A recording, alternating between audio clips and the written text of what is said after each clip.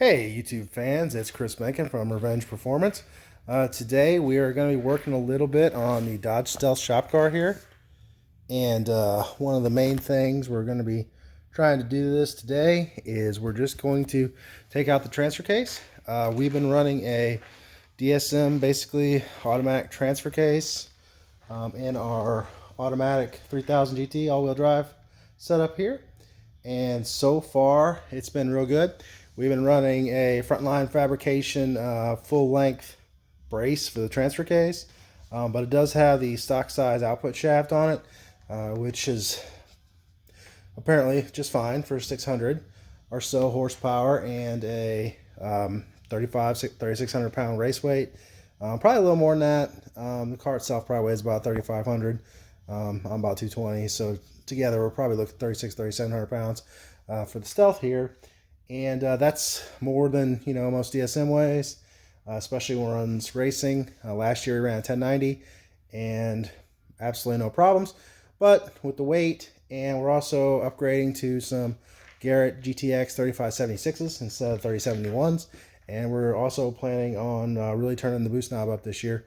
So we wanted to get the 300M tail shaft upgrade from Boost and Performance. And they're also going to put one of their billet mid housings on our transfer case. And they're going to keep the front line brace so they keep it all together and make it, as strong as we can without really going to some of the really big upgrades like Magnus's gears and things like that. Haven't done a lot of this, but we're going to try to crawl underneath the car and see what we got. So you can see under here, nothing particularly crazy about our setup. I do need to grab a battery real quick, so just a second.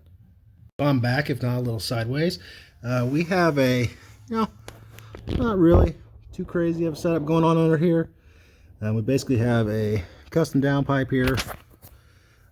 It is 2.5 inch down to 3 inch, which goes to our 3.5 inch exhaust. We're probably going to be making some modifications to this, such as running some open wastegate pipes to try to get to our horsepower goal this year. And I don't think the 3.5 inch exhaust is going to really do that great at it, particularly with these 2.5 inch O2 downpipes. I know you can make a lot of power with them, but we're trying to keep things, as easy on the engine as possible and not really just kill everything to try to make the power we're doing. So basically, when you get in here, your car is going to be a little different. But if you're taking the downpipe out of one of these, essentially you will either have a pre-cat here, so up here, or you'll have a kind of solid pipe like this one is, and then you're going to have 2 bolts here, or you may have just 2 bolts further up there. So up this area, up past the starter, up against the engine, right off the header, or off your turbocharger downpipes. And then you'll have kind of the same setup in the back. And then you'll have your 2 bolts there that goes to your catback. So let's just see if we can set you guys down somewhere. And hopefully you can kind of see what's going on. So, I like impact tools, sure. Sometimes when you got cars that you take apart a lot, it's really not a big problem. Just use hand tools, and particularly in some spots like this here, it's kind of easy just to get in there with a wrench or something like that and start taking that apart. These are a little bit tight. Obviously we don't want them to leak. So the other thing is we have a flex pipe between the banks here on our downpipe, which is a good thing because as your engine warms up, it kind of grows a little bit.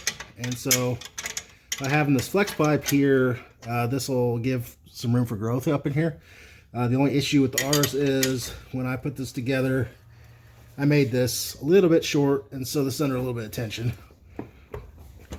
which probably isn't, fabulous, but hasn't really caused any problems. And this front bolt is digging a little bit into the flange, but we'll get it out. Obviously, if you got a stock car, you're going to want some penetrating fluid. You're going to want maybe some heat. Even one of those little map gas torches helps a lot.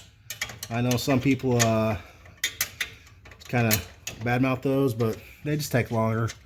If you just because you don't have an acetylene torch doesn't mean you can't do anything. So these are just nutted and bolted.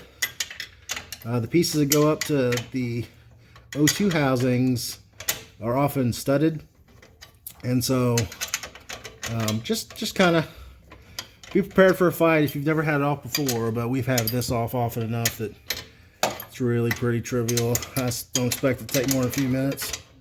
So we'll just take these two bolts out. We may do a little time lapse here in a minute, just so you don't got to watch me fidget with these bolts so much. But we're basically taking these two bolts out.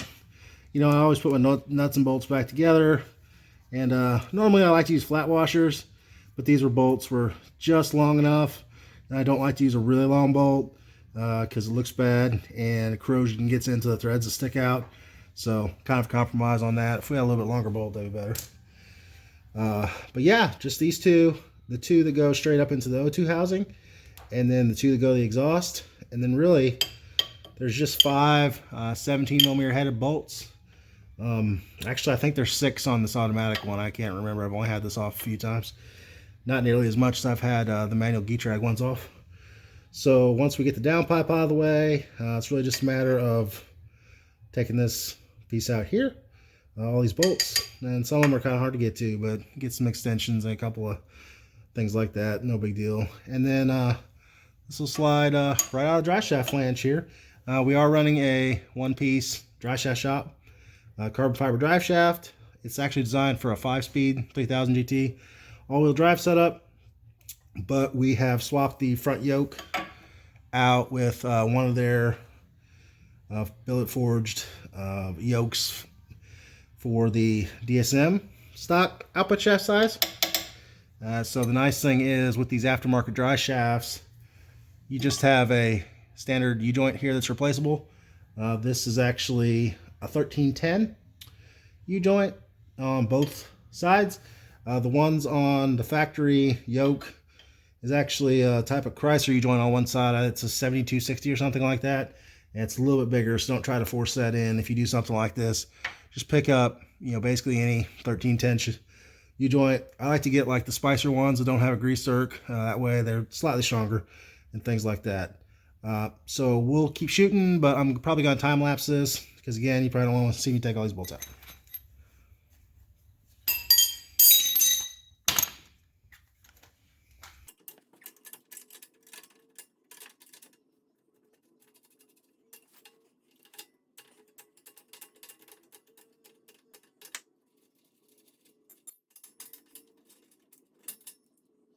Good idea to replace these downpipe gaskets, whether they're going on your front pieces or the back. The front ones and the ones that go to the rear O2 drop housing are 2.5-inch gaskets, and the rear one is usually a 3 if you have a turbo car. And we actually stock some vibrant kind of metal gaskets that work pretty good. You get the ones from the parts store that are more like a paper material. They're probably not going to hold up to a turbo car.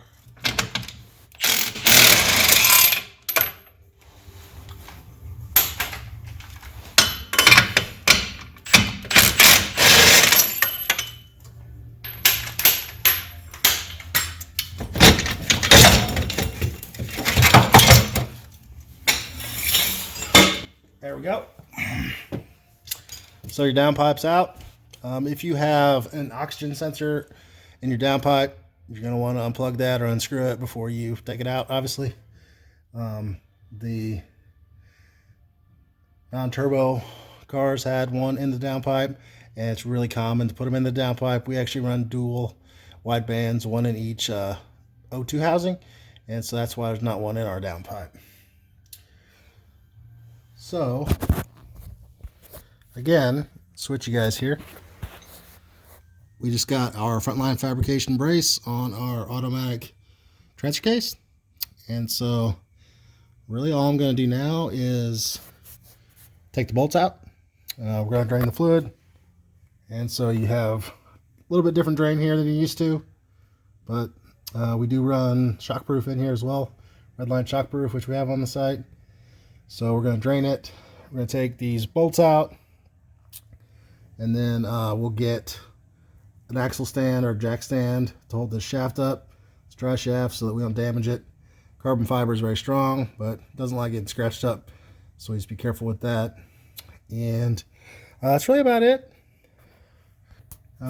Probably won't shoot the rest of that because that's pretty straightforward.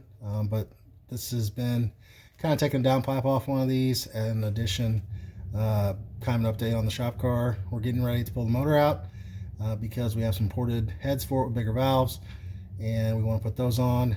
And it's a little bit easier to swap the turbos with the motor out anyway. And we're also going to just refresh the transmission. We burned overdrive up in it last year, and so we put some material through it, so we want to clean it all out.